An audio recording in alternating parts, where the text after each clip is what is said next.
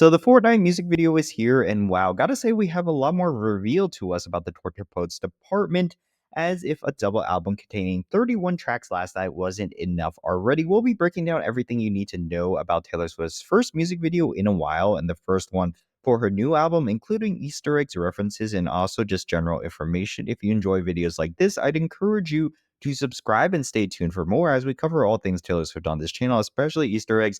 But without further ado, let's get right into things. I'll say first off, this music video isn't exactly the most Easter egg heavy or obvious, but I think that's probably a good thing for Taylor. The original music she is promoting actually does need to have an original story behind it and not just be a vehicle for Easter eggs. I was supposed to be sent away. However, there are still some Easter eggs and references, and the first one that caught my attention was before this video even started. I know a lot of you all were complaining about having to count down after the set time of 8 p.m. Eastern, but I want you to note that this music video actually started at 8:02 p.m., 2 minutes after 8 p.m. Eastern time. Of course, the video is also 4 minutes and 9 seconds long, which obviously adds up to Taylor's favorite number 13. They forgot to come and get me. Now let's talk about this first scene. There's the garter on her leg, which relates to the garter she wears for her outfit during Midnights in the Eras Tour. For all you Tortured Poets Eras Tour Part 2 people, there's something, I guess. Also, the clock necklace thing appears to be very similar to the thing she wore at the Grammys, and we all know how time is an important aspect of this album, 2 a.m. and 2 p.m. and all.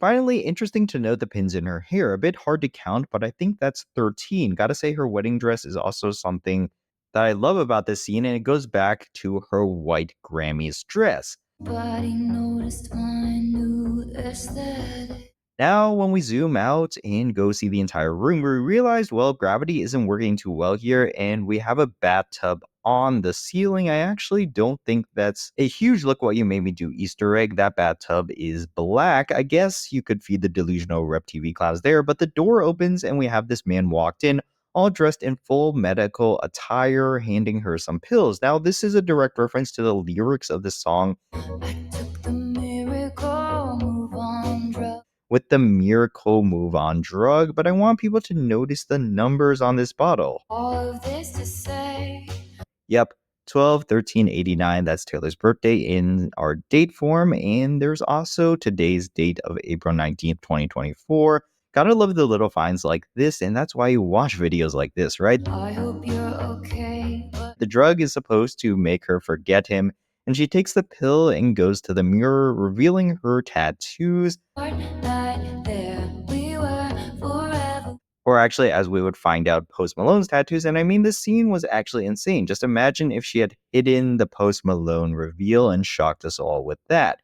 I wanna kill her. She then walks over to her work, and I guess that's why she took the Forget Him pill, so she could work. And this outfit was one kind of Hunger Games-y, but also very 1830s and kind of like My Tears Ricochet Eras Tour dress. Remember, there is a song called I Hate It Here from the anthology that references the 1830s. I'd say the 1830s. Love this aesthetic though, and Taylor gets to work on the typewriter, and I really want people to notice this typo in the word ruining. Ruining my life.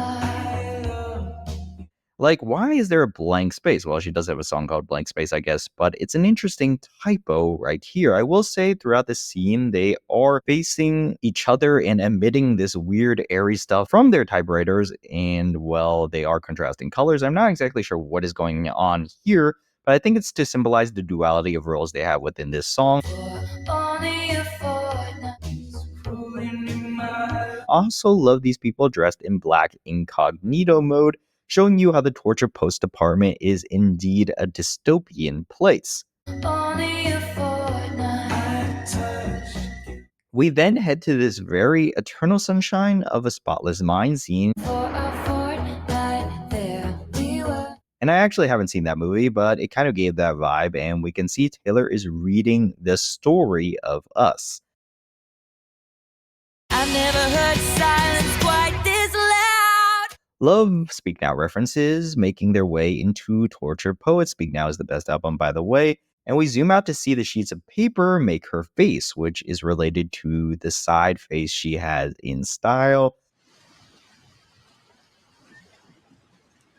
We then have some exceptional on screen chemistry from Post and Taylor. Post lore, I guess. Sometimes I about sometimes comments your wife waters flowers. And the paper begins to swirl around before we go to this tortured scene for the Torture Poets department. I wanna kill him. Now, when we get to this scene, I can't help but look at these buttons behind her and go back to the I Can See You music video buttons. However, I don't think there is a specific meaning to them. There is, however, a very easy to spot Black Dog that I think everyone knows is a reference to the track in this album, The Black Dog. To some bar called the Black Dog. Ethan Hawke then gets into the scene and is one of the scientists, and that's a great nod to the Dead Poets Society, which I think definitely gave some inspiration for this album. And there's also Josh Charles, who's from the Dead Poets Society as well. Now they do something to Taylor that gives me Stranger Things types of vibes, but Post Malone comes to her rescue here, and we go to the telephone scene, which I think is very odd. Post is in the booth calling, and she is sitting on top, well, just in the rain, kind of cardigan like vibes with how she's soaked in that outfit. But then we see her destroy the files and stuff and flash back to the scene where now Post comes out of the telephone booth, grabs her hand, and ends with a touch. But wait, there's one more Easter egg as Taylor has a Tortured Poets Department merch bracelet attached.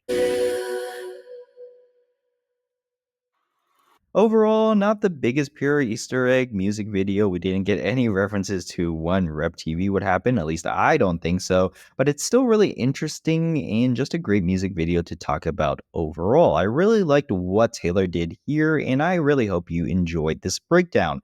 Taylor Swift is truly giving us so much right now. What is next, guys? I don't even know, but I hope this video helped you break down the Fortnight featuring Post Malone music video further. Special thanks to Isabel A for helping me find some Easter eggs as well.